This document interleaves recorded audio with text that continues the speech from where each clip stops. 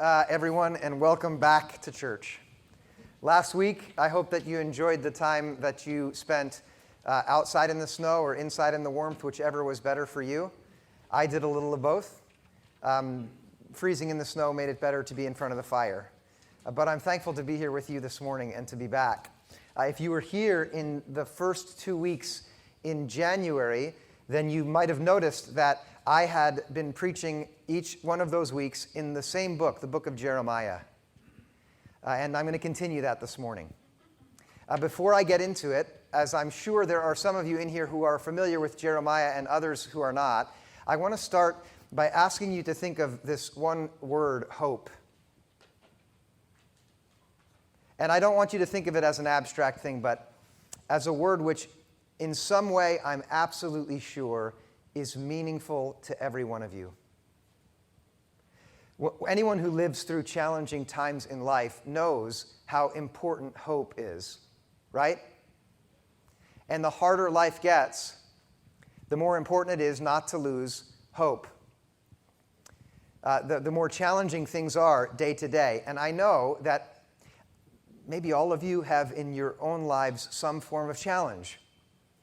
And when that's true, it means that it's even more important to have hope. The darker it gets, the more important is the light which hope shines into the darkness. Isn't that right? And so before we go to Jeremiah, I'd ask each one of you in your own way to let that thing in life which you don't have right now, which you hope for, come into your minds. And for some of you, that will be easy, and it's profound and enormous, and it takes all the energy that you have moment by moment, not to break down because you don't have that thing, that good thing. And I don't mean some trifling little trinket, but I mean the kind of peace that you know you were made for, because you all know it. No matter what you believe about God, deep down inside, you know it. For others, it might be harder to grasp what that thing is, but try for a moment. What is the thing you hope for? Living without what you hope for is like living in exile. Have you heard that word, exile?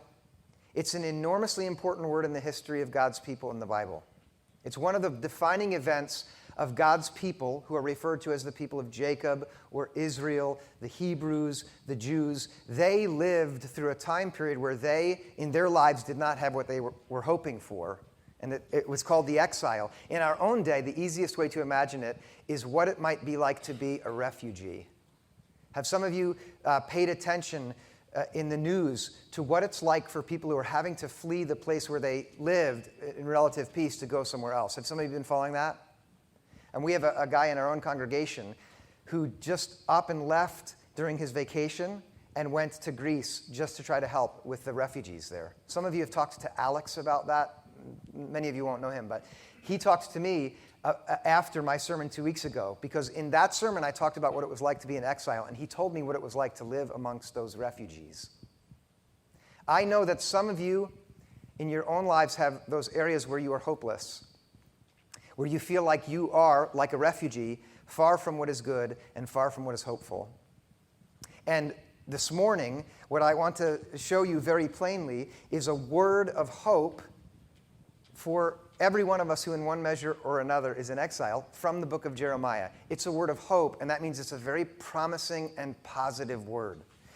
When I spoke last about God's plans 2 weeks ago, I kind of joked this wasn't something that you'd see on needlepoint, because it wasn't all that hopeful in some ways, right? There were some people who scolded me after that. Well, this is a makeup, okay? And it's not a makeup because I feel anxious to say something positive after some challenging words, but it's a word of hope that comes very simply from the book of Jeremiah, which, if you read through it, you may not find Jeremiah to be the most hopeful person. Those of us who have read through the book of Jeremiah will know that if he is an expert in anything, it's an expert in grief. When Michelangelo painted on the Sistine Chapel, the different images of the prophets, Jeremiah's picture is something like this. And when Rembrandt painted him, it's just one hand, but equal grief. And his nickname is the Weeping Prophet. And here's why. Listen. Jeremiah had a sensitive heart, And what he saw when he looked at God's people, and I actually think it's what anyone who's got open eyes nowadays sees when they look at the world around them, is a large collection of people who are hurting themselves by going away from God. I don't know what your faith is, but I want you to understand that it is historically to me so very obvious that every time a man or a woman or a group of people move away from God, it is to their own detriment. And Jeremiah saw that, and it hurt him really deeply. And what he did is he said to the people over and over again, you must return to God. And you know what the people said? We don't want to. We want to go our own way. They were in the potter's hands. They were very stubborn clay. They didn't yield. And so what happened is they went off into exile, and they met the fate which they had run toward by their disobedience to God. And then what Jeremiah did in his grief is what he always did, which is he opened his ears to God. And in chapter 30 of the book of Jeremiah, which, as I've said, is mostly not a hopeful book, in chapter 30, listen to the way this chapter starts.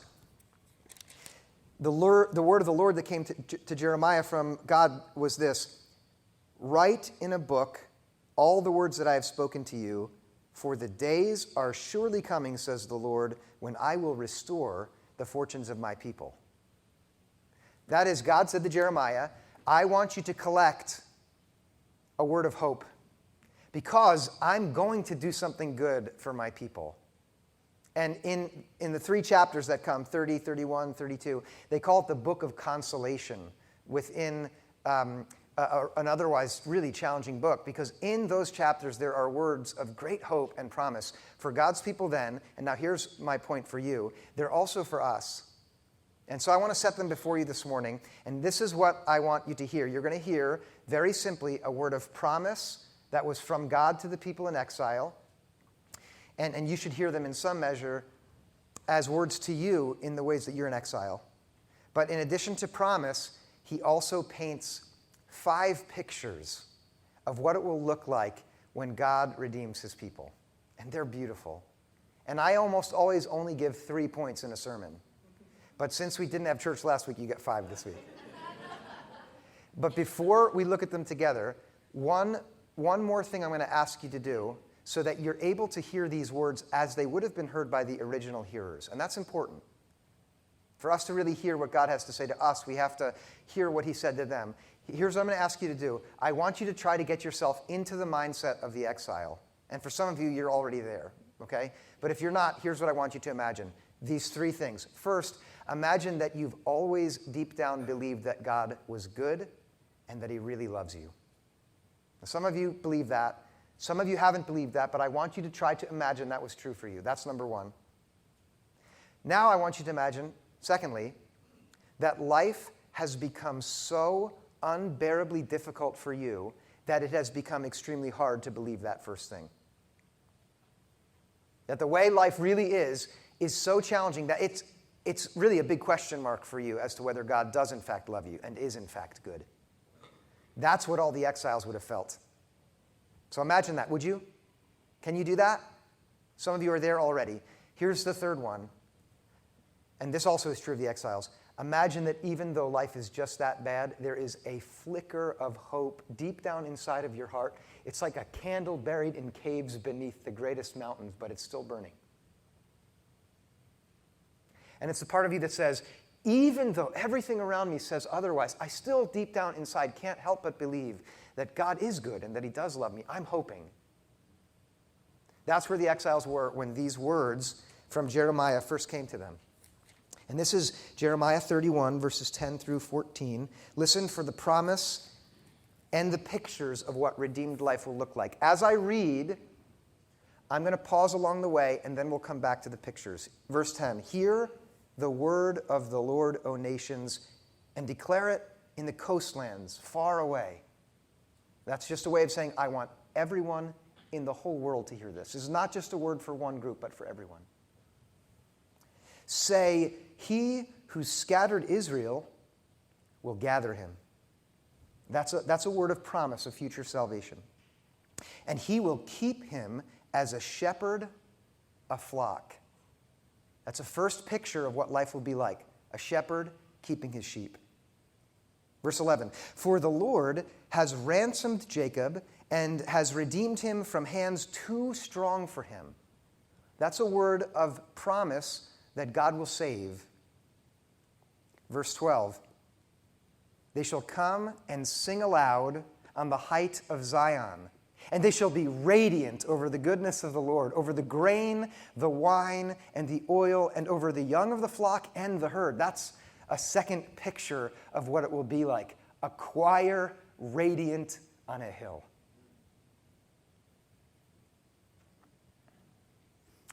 Their life shall become like a watered garden, and they shall never languish again. Are there any gardeners in here? Are there?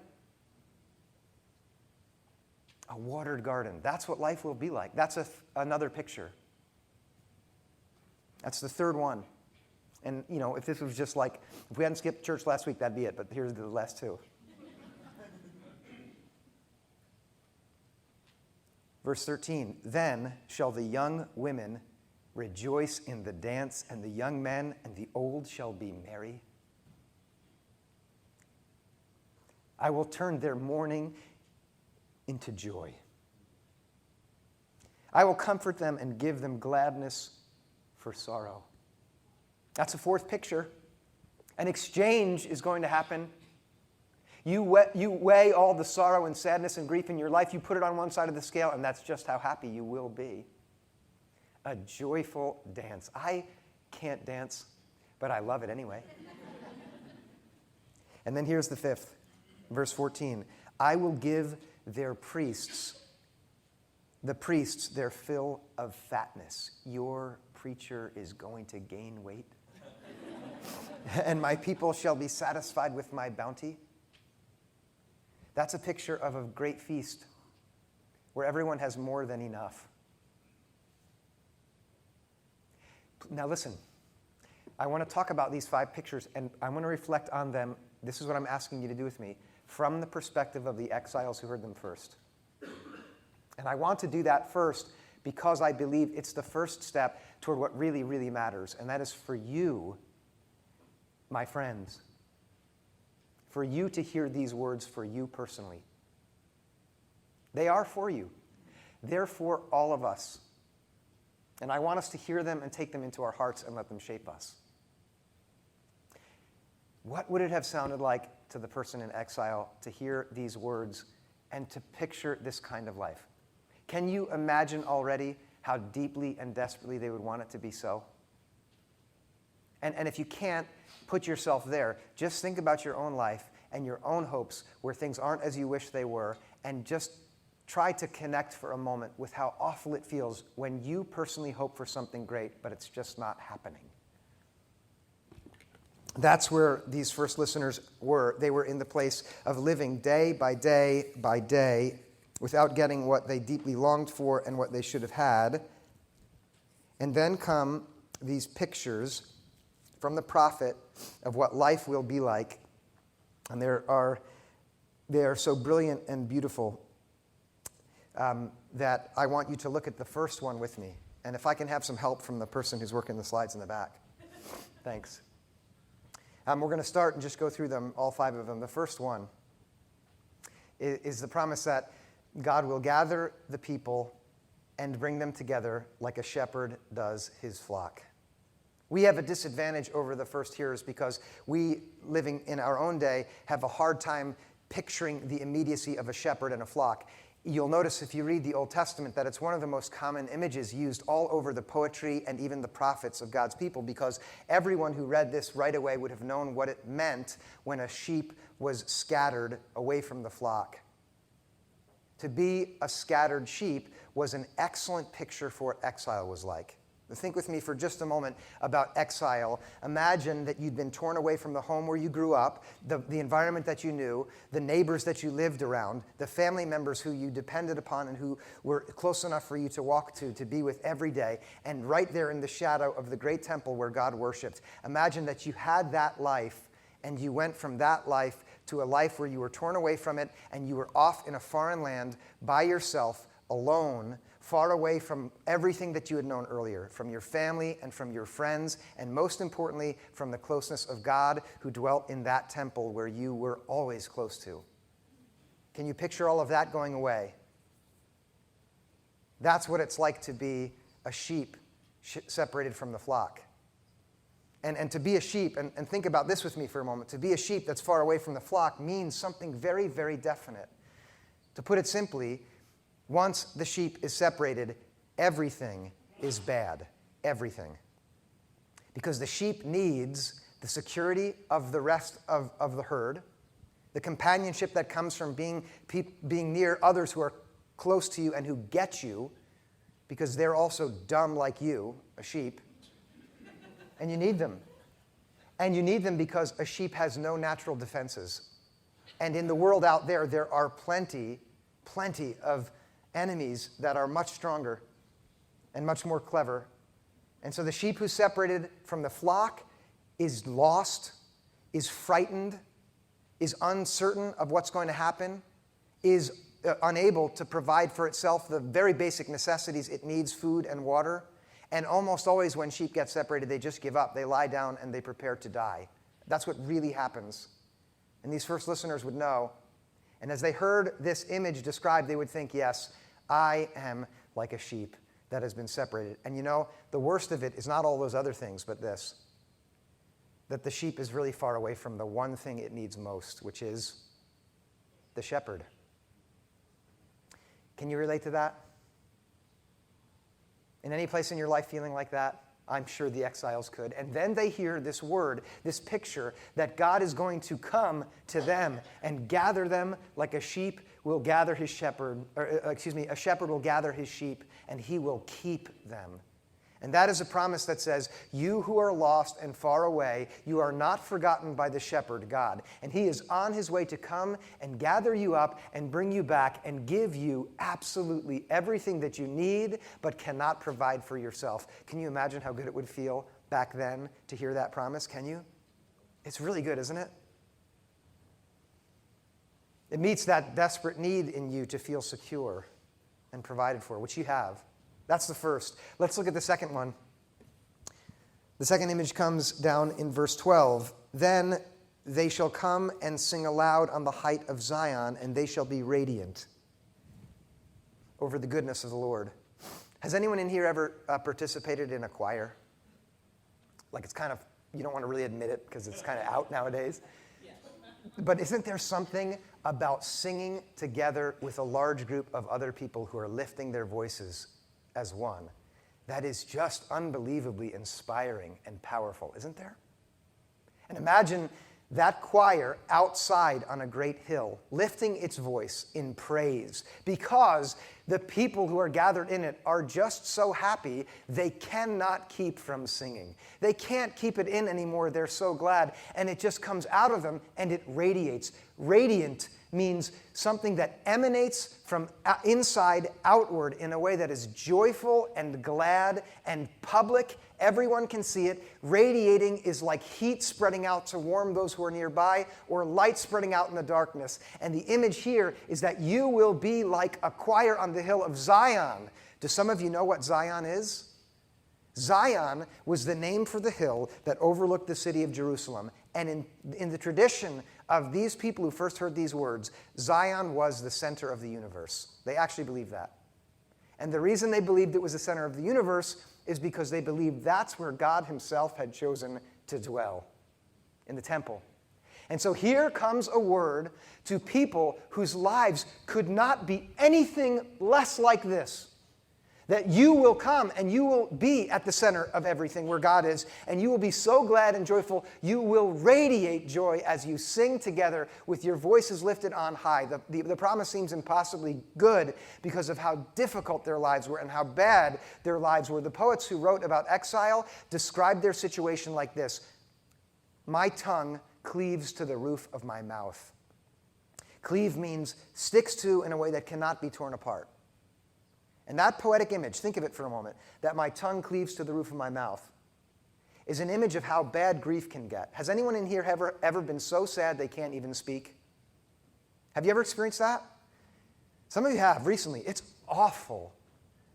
to be receiving news or facing the reality of life and to have it be so bad you can't say anything. And that's what the poet said life was like in exile. Their musicians hung up their instruments on the boughs of the willows, and they sat down by the riverbeds, and they just wept because they didn't have songs in their heart anymore. They only had tears. Grief had shut them up. Grief had stolen the music from their hearts. You know how good it is when music lifts you up, right? When you listen to your favorite CD and it's just so good. Imagine you can't even get joy from music. Can you imagine that? That's what it was like for the exiles. And what God says to them is, you know what's going to happen? You're going to sing. It's going to be so good. You're going to gather with everybody together and you're going to lift your voices and it's going to be radiant over God's goodness. Over God's goodness. That you will be so aware of how good God is, you can't stop singing. Can you imagine how good that would be to hear that promise? That's only the second one. Here's the third one. It's for those who live and breathe gardening. And again, there's very few of us nowadays who do. But he tells them, your life will be like a watered garden. And I love this phrase. They shall never languish again. That word languish, it's an old-fashioned word, but it is absolutely profound. It's so perfect. Languish, look it up in the dictionary if you like. Languish means to suffer in life because you are stuck in terrible circumstances. That's what languish means. To be stuck and trapped somewhere that's not good and to be suffering because of it. Do you know what that's like? The exiles sure knew what it was like. They were stuck in a place where life began to just languish because they were trapped and they couldn't get away from this terrible place where they were. And to those people, this image comes. Your life is actually going to be like a watered garden. Do you know that in ancient literature, in the Bible we see this, and in all other ancient cultures that try to express what paradise is going to look like, do you know that the image of the garden almost always shows up? It's not just in our own scriptures where Adam and Eve are placed in paradise and it's a garden. But all over the ancient Near East, that was the image for true life and for paradise. Because if you know what a garden is like, it makes a lot of sense. Think about it. A garden is a peaceful place. Now, my wife, Michelle, for years used to make a garden in the house where we live. And no matter what was going on in life, if she went out and began to work in the garden, it was like all of her stress evaporated. And it was something about the slow and steady work of taking out the weeds and putting the water on and seeing those little first signs of life that was really rewarding. Because in a garden, the work that you do turns into something good down the road, step by step. And it's just so good to have that truth in life. You know the opposite, right? Where you feel like you're working and you're trying and nothing comes together. It's like, you know, one time we saw the plants come up and we were ready to eat them. And then the day before we harvested them, the rats ate everything. That happened in my house. But life feels like that, doesn't it? But here the image is, you'll be like a well-watered garden, which means your life will be peaceful. It will be productive. It will be growing slowly, day by day. The work that you put in will pay off. You'll see rewards for the things that you do day by day by day. And this is even better. They also knew, these first listeners knew that in their environment, a garden was only as good as the weather was. Do you know what I mean by that? Think about it for a moment. They didn't have irrigation. And it's a very dry and arid environment. And that means when it was raining, because the weather was good for the garden, it would grow. But if there was a dry season, that would be it. The garden would die. You see that? And you know how often our own lives and our own experience of life can depend on the weather. And I don't just mean the literal weather, although that makes a difference too. But don't you know how your life can so easily be determined by the circumstances that you can't control? Do you know that? It's not just your life will be like a garden, but like a watered garden. You see that word watered. Do you know what that implies? You just think of it for a moment.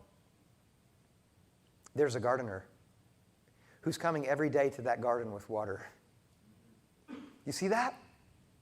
He's saying to those people in exile, your life is not going to depend on circumstances anymore. You're going to grow steadily because there is going to be a source of water that doesn't depend on the weather. It's going to be brought to you day by day, so you'll always be growing. Isn't that amazing? Let's look at the next one. Verse 13, then shall the young women rejoice in the dance, and the young men and the old shall be merry. In Hebrew, it says the young maidens will be cheerful, and then it says the youths and the graybeards will make merriment together. I wish they hadn't changed that. The graybeards. Think of that image for a moment. And some of you love dancing and you're good at it. And I don't love dancing and I'm not good at it, so I don't go out and do it usually. But I know that when people get moving to the music, there's something so good and fun about that. Am I right? I mean, I'm guessing from the outside, the way people look. Is that true? And how uncommon is it for that to be something that happens not just with everybody who looks just the same and has decided, like, socially we all fit together, but to include, but to that kind of, for that kind of joy to include your grandparents and your parents. Would you imagine that? And some of you have beloved grandparents. A lot of us have lost our grandparents. But imagine you are at a party that is just raging and your grandpa is dancing. And you love it. And you're all there together. You youths and the graybeards are just moving. Let me ask you that. Have you ever experienced something like that? It's so uncommon. I'll tell you, the only place I ever see that is at weddings. And as a pastor, I get to see a lot of weddings. And it's not every wedding. A lot of weddings, it's just a few people who get up. But every now and then, there's a wedding where everybody gets into it. I was at a wedding like this fall. And some of you also were there. It's for some friends who are with us in worship tonight, or this morning. And that day when they were married, and I'll say it's Tom and Sunrisa, the ceremony itself was so joyful, I cried and snotted out most of the moisture in my body.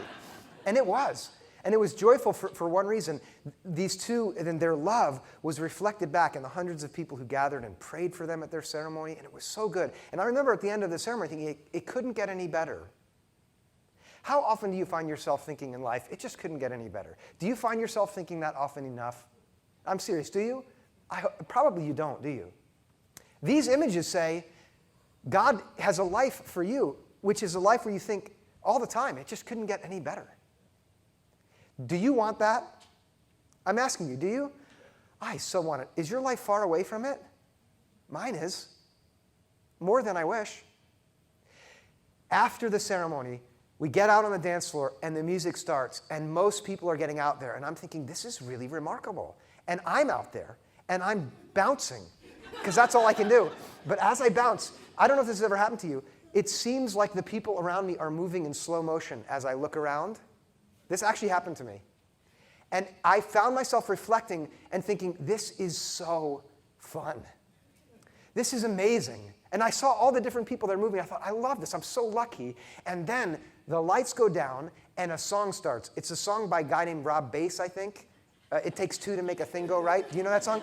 And then we back out, and then there's, I think it was 5 or 6 women come out with these ridiculous costumes on and headbands and neon headbands, and they start doing this choreographed dance, and their T-shirts spell Sassos, and that's my friend Tom's last name. And they work out this dance that they've obviously performed together. And what happens is all of the people who are watching are cheering so loudly, it hurts my ears, but we are having such a magnificent time. And I take time to describe this to you because this image here that God is giving to the exile says this is what life will be like. After these women, and my wife was one of them, finish their dance and they move off and everybody's screaming, then the song Johnny Be Good starts. You know that song? And then there's this guy who I've just now found out from Tom is called John, who gets on the floor and starts to sing, or so it appears, the Chuck Berry song. This guy was probably a child when Chuck Berry was a kid. He could be Chuck Berry. He's a graybeard, and he is, I can't tell if he's lip syncing or really singing it because it looks that good, and he is so into it, and people are so freaking out. I'm thinking to myself, he's going to have a heart attack. and I think, you know what? This would be the best possible way to end your life. Like,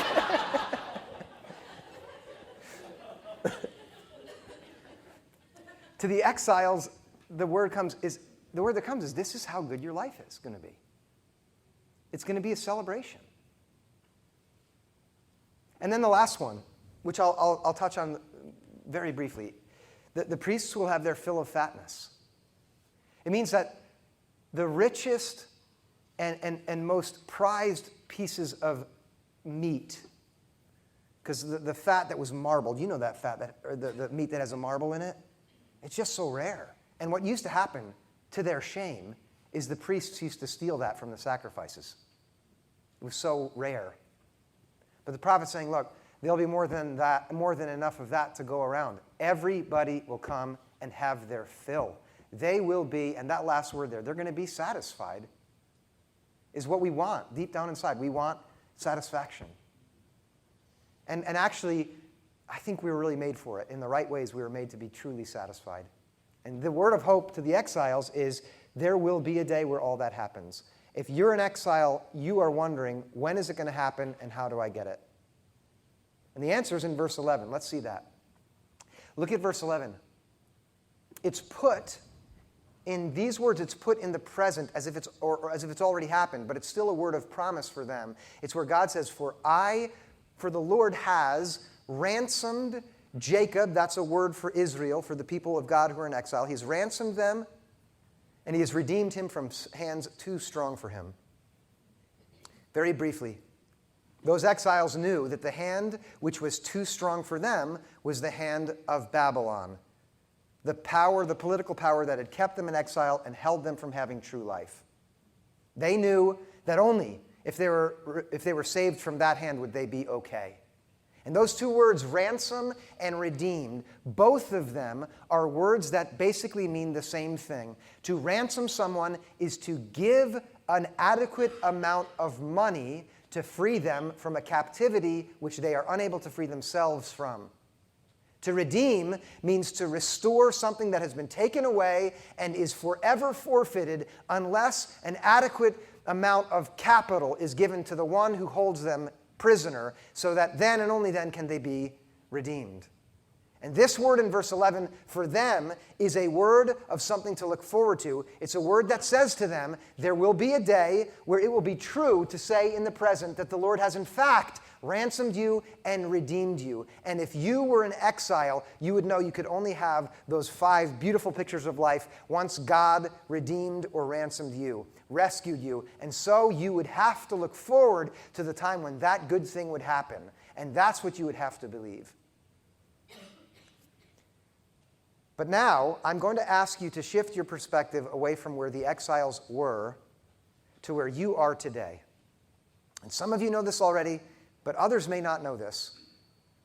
This future promise for them is a reality for every one of us in this room, because when God came in Christ, he redeemed humanity from the hand that was too strong, which was much stronger than Babylon. I mean the hand of sin and death. And if you want to know why life is so difficult and often feels so hopeless, it's because you yourself and so many of us live within the grips of sin and disobedience that we still turn away from God ourselves. And that's what makes life so utterly miserable. And here, you must understand that the words in verse 11, which were a future hope for them, are a past reality for you. And you might wonder how. And we can answer that question another time. But for this morning, what you must know is that the definitive and clear and unanimous voice of the New Testament witness is that the hope in Jeremiah has been completely fulfilled in Jesus Christ. Because when God in Christ came, he gave his life a ransom. Those were his own words. That in Christ, God was reconciling the worlds to himself, redeeming them from the hand which was too strong. And he did that by giving his life. In 1 Peter, we read there that it was the blood of Christ which redeemed us from our own exile. And that has happened in the past for all of us. I know that some of you who believe it and trust it still don't experience your lives like those pictures. Am I right about that? And I know others of you who haven't yet believed it should be asking, well, if that's true, how can I get that life? And that's the last question I want to address in this message for you. It is, okay, if it's true that we've been redeemed and ransomed by Jesus, then how can we experience the life that you've described there? Because I also don't always experience it, so how can I experience it? Are you wondering? I hope you are. This is my favorite thing to say to you. The way that any one of us experiences that life, the life of being with the shepherd and singing like we're on a hill, or having a life that's like a watered garden, or being so joyful that we can't stop dancing with everyone, or being satisfied as with a rich feast, is in relationship to Jesus.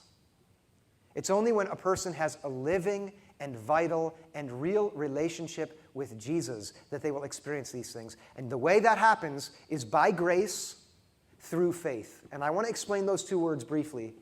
The reason I say by grace is that it is not true that you or any of us must or can do anything to earn God's favor or earn his redemption or his ransom. Jesus did that for us. And so by grace we are the recipients of this life, but not grace all by itself as some bare fact out there that has nothing to do with our own lives, but through faith. And what that means is that you simply have to choose to trust Jesus. And when you choose to trust him in a living way, you will begin to experience the life of promise, which was described as a future hope in Jeremiah and which is a present reality for every one of us who is willing to trust Jesus. Does that seem too simplistic? Trust Jesus. That's all I can say. I say it to myself as I say it to you. How would it look? Let's see the last slide. And I'm going to ask the musicians to come forward because they're going to help us with a song. Let's just look very briefly at the simple description of each one. A flock. You know that Jesus said, I am the good, help me out here, shepherd. And so if you want to experience the life of being held by him as a shepherd holds the sheep, then stay in the flock.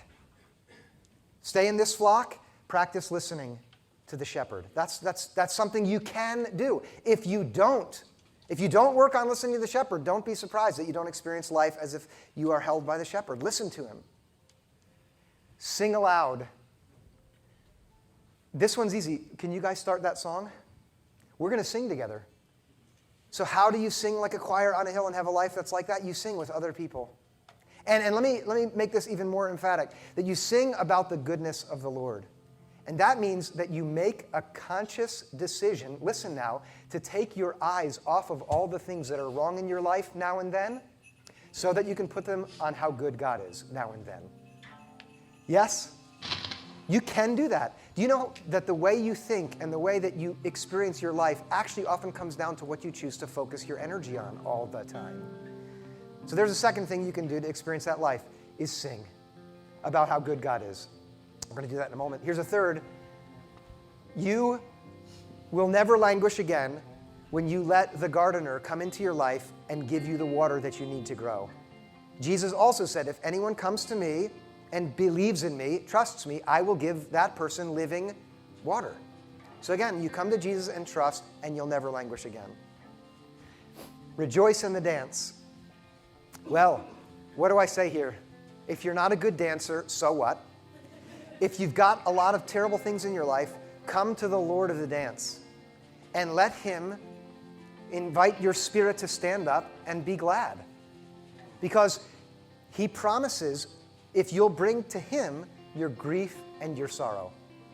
And that means not trying to manage it yourself, but bring it to him in prayer.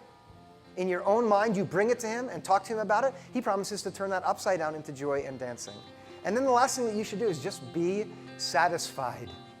And there's one who satisfies us perfectly, and it's Jesus. And the way he satisfies us, listen to this, is by giving himself to us. When we have communion, we're going to break the bread, and that's his body given to us to feast upon. And when we pour the wine, that's his blood poured out for us, which makes us perfectly clean. Now this song right here, you hear this, which we're going to sing in a moment, is the song in which we ask at first, what can wash away my sin? That's a question that says, what can free me from exile? What can do it? And the answer that we'll sing together is nothing but the blood of Jesus. What can make me whole again? Nothing but the blood of Jesus. And I love this song. I love the way it sounds. I love what it feels like to sing it with the people around me. And I love what it means. And so here's the last thing I'll say before we sing it together. If you have never chosen to accept God's grace by faith, and this morning you feel in your heart that it's time for me to move into that place where I say yes to Jesus, and I experience this freedom from exile. Or if you've been in exile as a Christian and it's time for you to yet again come back to that place, you let this song be your prayer. Would you do that? And I want us to stand up and sing it together. Let's do that. Let's let it be the way we close our sermon and our time together in worship.